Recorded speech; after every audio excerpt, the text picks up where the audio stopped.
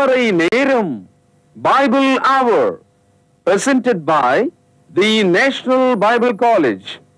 கிறிஸ்துவின் சபையார் உங்களை வாழ்த்துகிறார்கள். Welcome to Satellite Bible Classes. வணக்கம் திருமறை நேர நேயர்களே, உங்கள் அனைவருக்கும் என்னுடைய நெஞ்சார்ந்த புதிய நாள் வாழ்த்துக்கள். எல்லாவற்றையும் புதிதாக மாற்ற வேண்டும், இது மனிதனுடைய விருப்பம். வானத்தையும் பூமியை உண்டாக்கின சர்வ வல்லமை உள்ள தேவன் எல்லாவற்றையும் நான் புதிதாக்குகிறேன் என்று வெளிப்படுத்தல் 21:5 சொல்லுகிறார். ஆதியாகமம் 1 அதிகாரம் 2 அதிகாரத்தில் அவர் வானத்தையும் பூமியை உண்டாக்கினார். வெளிப்படுத்தல் 21 அதிகாரம் வரும்போது பழைய வானத்துக்கு பதிலாக, பழைய பூமிக்கு பதிலாக வானத்தையும் பூமியையும் உண்டாக்கின தேவன் அதை புதிதாக்க விரும்புகிறார். புதிய வானத்திலும் புதிய பூமியிலும் நீங்கள் இருக்க வேண்டும், நான் இருக்க வேண்டும். சகோதரர்களே, இந்த புத்தகத்தினுடைய ஒரு மைய கருத்து ஆசியாவில் உள்ள 7 சபைகளுக்கு வெளிப்படுத்தல் விசேஷம் எழுதப்பட்டிருக்கு. நீங்கள் கேட்கலாம், இந்த 7 சபைகள் மட்டும்தானான்னு. அன்றைய தேதியில் உலகத்தில் 20,000க்கு மேற்பட்ட சபைகள் இருந்திருக்கலாம். இந்தியாவில் கூட தோமாவின் மூலமாக ஸ்தாபிக்கப்பட்ட ஒரு சபை இருந்திருக்கலாம். எருசலேம் நகரத்தில் தான் முதல் சபை உருவானது. ஆனால் ஆசியாவில், குறிப்பாக ரோம நாட்டை சுற்றிலும் இருக்கிற இந்த 7 சபைகள் மூலமாய் ஒரு உதாரணமாக உலகத்தில் உள்ள எல்லா பரிசுத்தவான்களுக்கும் இந்த செய்தியானது எழுதப்பட்டிருக்கிறது. குறிப்பாக வெளிப்படுத்தல் 2 அதிகாரம் முதல் 7 வசனங்களில் எபேசு சபைக்கு, 2 அதிகாரம் 8 முதல் 11 வசனங்களில் சிமர்னா சபைக்கு, வெளிப்படுத்தல் 2 அதிகாரம் 12 முதல் 17 வசனங்களிலே பெர்கமு சபைக்கு, வெளிப்படுத்தல் 2 அதிகாரம் 18 முதல் 29 வசனங்களில் தியத்திரா சபைக்கு, வெளிப்படுத்தல் 3 அதிகாரம் முதல் 6 வசனங்களில் சர்தை சபைக்கு, வெளிப்படுத்தல் 3 அதிகாரம் 7 முதல் 13 வசனங்களில் பிலதெல்பிய சபைக்கு, வெளிப்படுத்தல் 3 அதிகாரம் 14 முதல் 22 வசனங்களில் லவோதோக்கிய சபைக்கு. ஆக இந்த 7 சபைகள் வழியாக தேவன் ஒரு நற்செய்தியை சொல்ல விரும்புகிறார். ஒரு டாக்டர்கிட்ட நம்ம போனோம்னா அங்கே ஒரு பெஞ்சில் ஒரு 7 பேர் உட்காந்துருப்பாங்க. அந்த 7 பேருக்கும் வெவ்வேறு விதமான கஷ்டங்கள் இருக்கலாம். அந்த 7 பேரில் ஒரு ஆளுக்கு எந்த கஷ்டமும் இல்லை, ஆனால் ஒரு சந்தேகம் மட்டும் அவருக்கு இருக்கலாம்.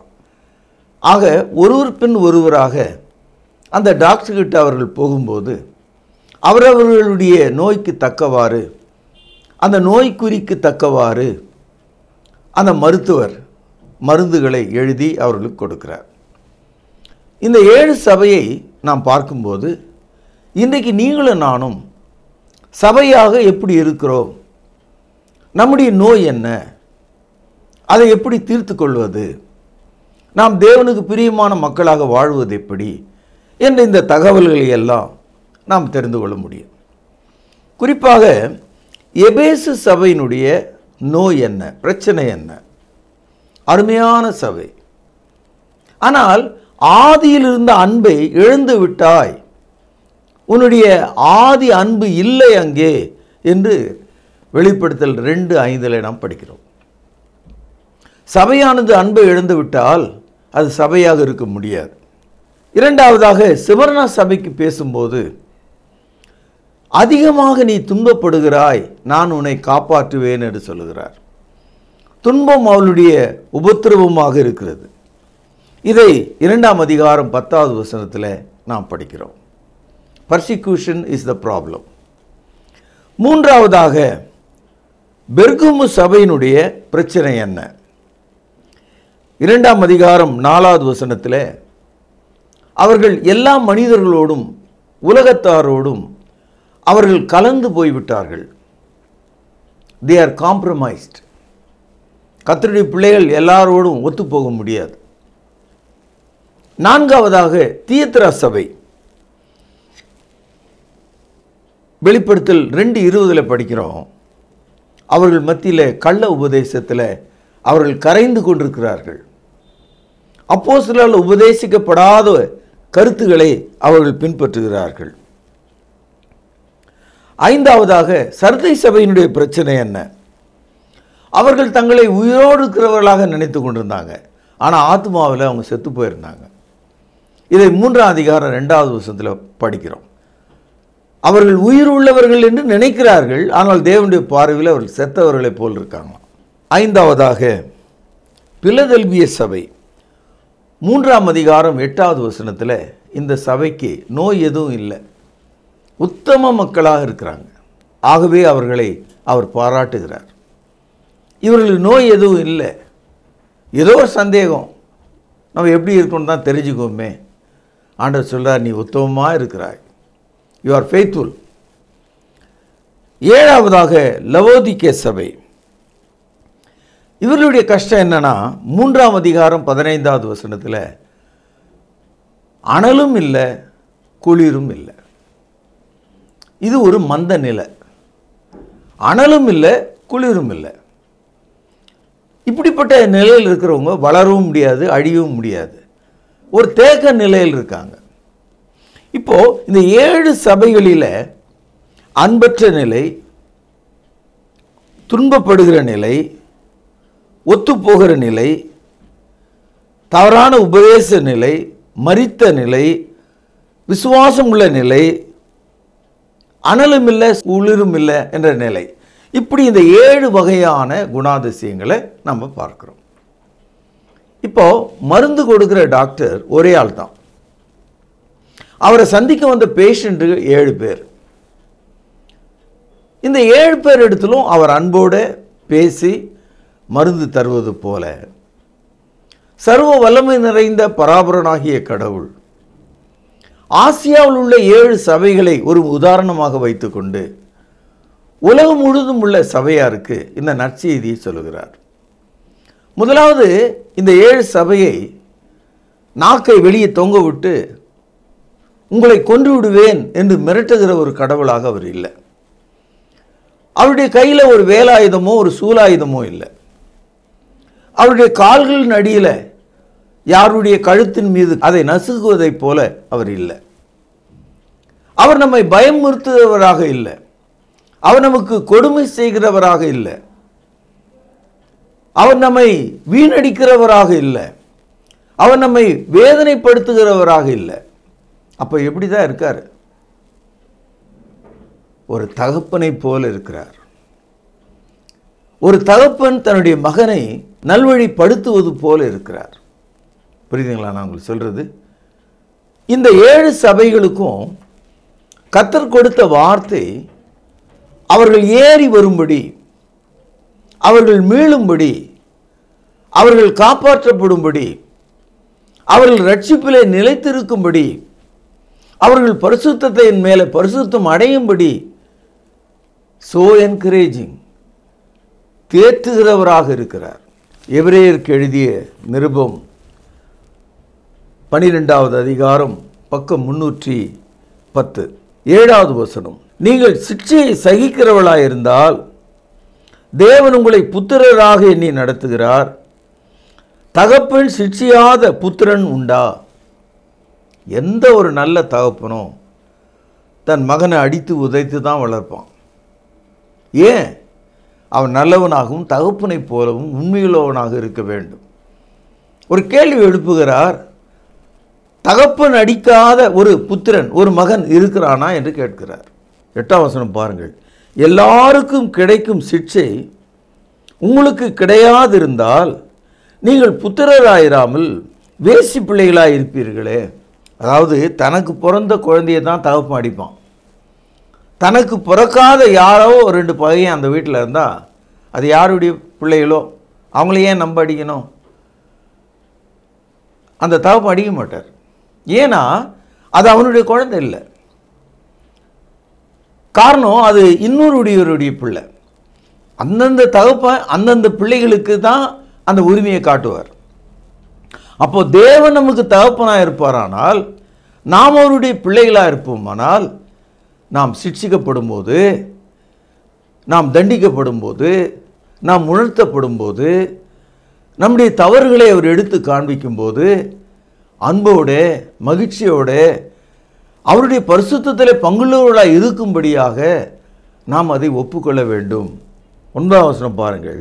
அன்றியும் நம்முடைய சரீரத்தின் தகப்பன்மார்களுக்கு நம்மை சிட்சிக்கும் போது அவர்களுக்கு நாம் அஞ்சி நடந்திருக்க நாம் பிழைக்கத்தக்கதாக ஆவிகளின் பிதாவுக்கு வெகு அதிகமாய் அடங்கி நடக்க வேண்டும் அல்லவா? அவர்கள் தங்களுக்கு நலமென்று தோன்றினபடி கொஞ்ச காலம் சிட்சித்தார்கள். இவரோ தம்முடைய பரிசுத்தத்துக்கு நாம் பரிசுத்தம் உள்ளவர்களாகும் பொருட்டு நம்முடைய பிரயோஜனத்துக்காகவே நம்மை சிட்சிக்கிறார். இந்த உலகத்தில் அப்பா அம்மாலாம் பிள்ளைகளை அடிக்கிறாங்க.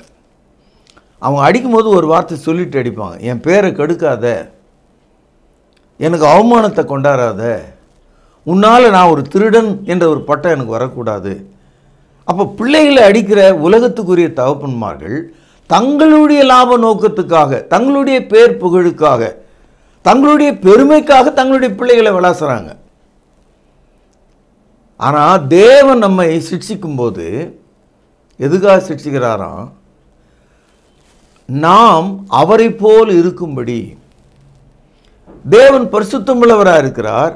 ஆகவே நாமும் பரிசுத்தமுள்ளவர்களாக இருக்கும்படி, அவருடைய பரிசுத்தத்திலே பங்கு கொள்ளும்படி. God is holy, be he holy. தேவன் பரிசுத்தம் உள்ளவராக இருக்கிறார். ஆகவே உங்கள் நடக்கைகள் எல்லாவற்றிலும் நீங்கள் பரிசுத்தம் உள்ளவர்களாக இருங்கள்.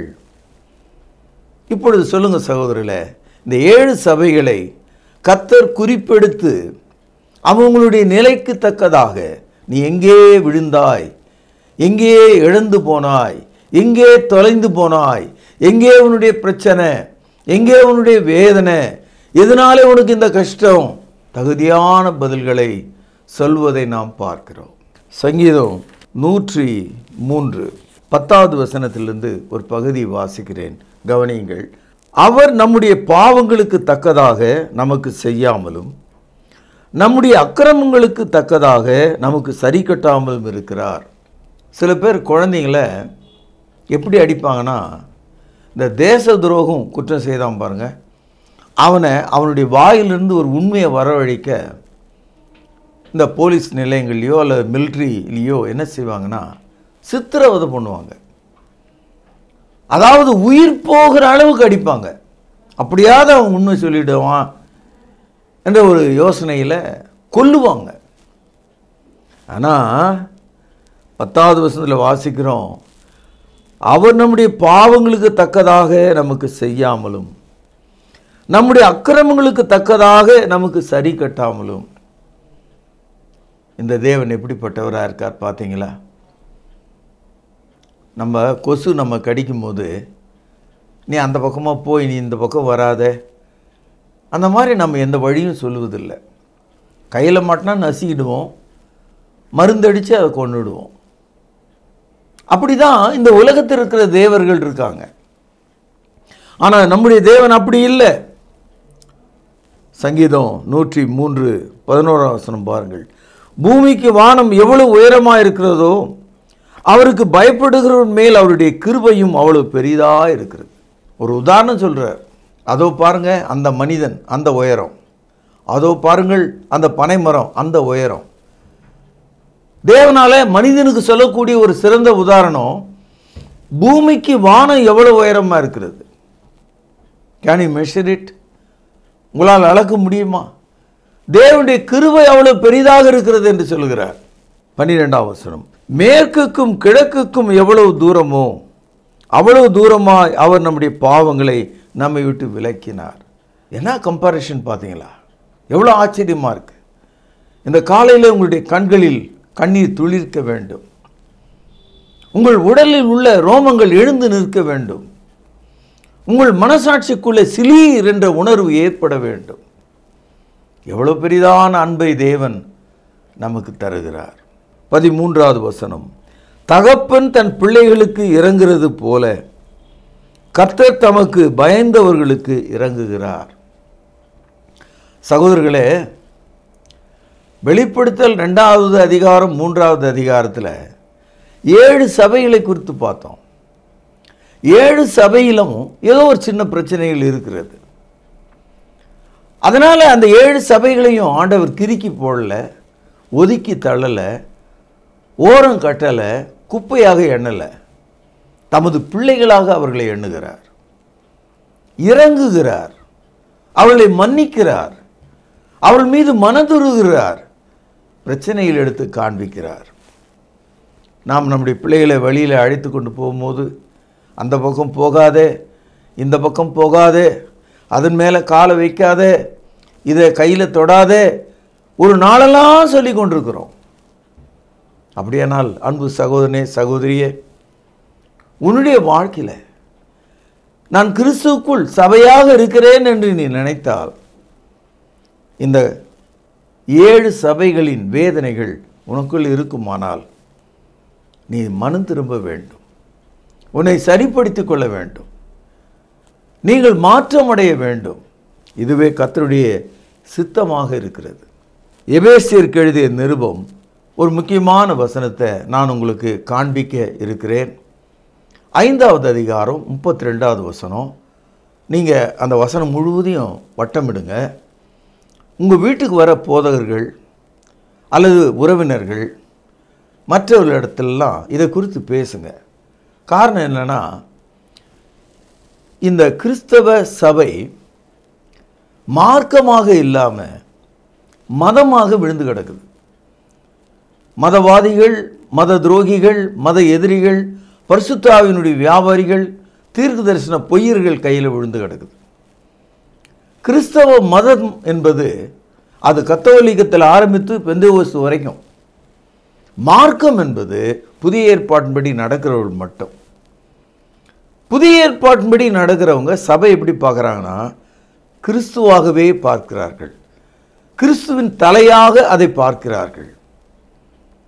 பாருங்கள், எபேசியர் 5:32, இது உங்களுக்கு விளங்குதான்னு பாருங்கள். முதல் வரி, இந்த ரகசியம் பெரியது. கவனிச்சிங்களா? இது ஒரு ரகசியன்றார். இந்த ரகசியம் பெரியது, நான் கிறிஸ்துவை பற்றியும் சபையை பற்றியும் சொல்லுகிறேன். அப்போ கிறிஸ்துவுக்கும் சபைக்கும் உள்ள அந்த உறவு ஒரு ரகசிய மாதிரி இருக்கு. சபை பூமியில் இருக்கு, கிறிஸ்து பரலோகத்தில் இருக்கிறார். அங்கே இருந்து தலையாக இந்த திருச்சபையை அவர் வழி நடத்துகிறார். பரலோகத்தில் உள்ள கிறிஸ்து இந்த 7 சபைகளுக்கும் ஆண்டவராயிருந்து வழி நடத்துகிறார். கணவன் காஷ்மீரத்தில் இருக்கிறான், அவன் இராணுவத்தினுடைய முன்னணியிலே இருக்கிறான். 15 நாட்களுக்கு ஒரு முறைதான் அவனுக்கு கடிதங்கள் போய் சேரும். ஆனாலும் கன்னியாகுமரியில் இருக்கிற அவனுடைய மனைவி எந்த ஒரு காரியம் செய்தாலும் தன் கணவனுக்கு தெரியப்படுத்துகிறாள். அவனுடைய முடிவை கேட்கிறாள். இதை நான் செய்யட்டுமா, இதை நான் வாங்கட்டுமா, இந்த பள்ளியிலே பிள்ளையை சேர்க்கட்டுமா, நான் இப்படி நடக்கட்டுமா? அங்கே இருந்து கணவன் பதில் கொடுக்கிறார். இன்றைக்கு எல்லாம் செல்போன் வந்து விட்டது, உடனுக்குடனே கூட அவர்கள் பேசிக்கொள்ள முடியும். ஆனால் 2000 கிலோமீட்டர்கள் வித்தியாச தூரம் உள்ள இடத்துல இருந்தாலும் தலையாகிய கணவனுடைய பதிலை மனைவியாகிய அவள் கேட்டு பெறுகிறாள். அது மாதிரி கிறிஸ்து தலையாக பரலோகத்தில் இருந்தாலும், கிறிஸ்துவின் மார்க்கமாகிய சபை பூமியில் இருந்தாலும், கிறிஸ்துவுக்குள்ளே ஐக்கியம் உள்ளதாக இருக்கிறதுனால அவருடைய ஆணையின்படி நடக்கிறது. இந்த ரகசியம், இந்த விவரம் புரியாம தான் மார்க்கமா மதமா, புரியுதா உங்களுக்கு? கிறிஸ்துவ என்பது மார்க்கம், நீங்க மதத்தில் ஒரு அடையாளம். எவ்வளோ சொன்னாலும் உங்களுக்கு விளங்கலை. அப்படியே விளங்கினாலும் நான் திருந்த மாட்டேன், நீ உயிருள்ளவன் என்று சொல்லியும் செத்தவனாக இருக்கிறாய். அப்படிதான் பதில் உனக்கு நான் சொல்ல முடியும். எவ்வளோ சொல்லியும் மனம் திரும்பணும்னு நீங்கள் நினைக்கிறீங்க, நீ அனலும் இல்லை குளிரும் இல்லை. ஏன்னா உங்களுக்கு முடிவு எடுக்கிற தைரியம் இல்லை. சிலர் சொல்கிறாங்க நான் சத்தியத்தின்படி தான் நடக்கிறேன்னு. இல்லையே, ஆதியில் இருந்த அன்பு இல்லையே. ஆக இந்த 7 நோய் குறிகளை வைத்து இன்றைய சபையை நம்ம அடையாளம் கண்டுபிடிச்சிடலாம். ஆப்பிள் வாங்கும்போது மக்கள் அதை எப்படி பார்க்குறாங்க தெரியுங்களா? சுற்றி சுற்றி பார்க்குறாங்க. ஏதாவது ஒரு காயம் இருக்கா, ஒரு அடி இருக்கா, ஒரு அழுகல் இருக்கா, தேடுறாங்க. ஏன்னா ஒரு ஆப்பிள் விலை அதிகம். ஆகவே நன்றாக பார்த்து வாங்குறாங்க. சபையை கூட சத்தியத்தின்படி நீங்கள் நடக்கிறதா இருந்தால் அது மார்க்கமாக இருக்குதான்னு நீங்கள் பார்க்கணும். சகோதரர்களே, எபேசியர் 5வது அதிகாரம் சபையை கர்த்தர் எப்படி உள்ளே கொண்டு வந்தார் என்று பாருங்கள். 26, 27. தாமதை திருவசனத்தை கொண்டு தண்ணீர் முழுக்கினாலே சுத்திகரித்து பரிசுத்தமாக்குறதற்கும் கரைத்திரை முதலானவைகள் ஒன்றுமில்லாமல் பரிசுத்தமும் பிழையற்றதுமான மகிமையுள்ள சபையாக அதை தமக்கு முன் நிறுத்திக் கொள்வதற்கும் அதற்காக தாமே ஒப்பு கொடுத்தார். கிறிஸ்து சபைக்காக தன்னை ஒப்பு கொடுத்திருக்கிறார். ஏன்? சபையானது பிழையற்றதும் குற்றமற்றதுமாயிருக்கும்படி. சபை எப்படி கண்டுபிடித்தார்? தண்ணீர் முழுக்கினாலே, அதாவது ஞானஸ்தானம். நம்மை கரை திரையிலிருந்து விலக்கி கழுவி சரீரமாக மாற்றிக்கொண்டார். 30வது வசனம் பாருங்கள்.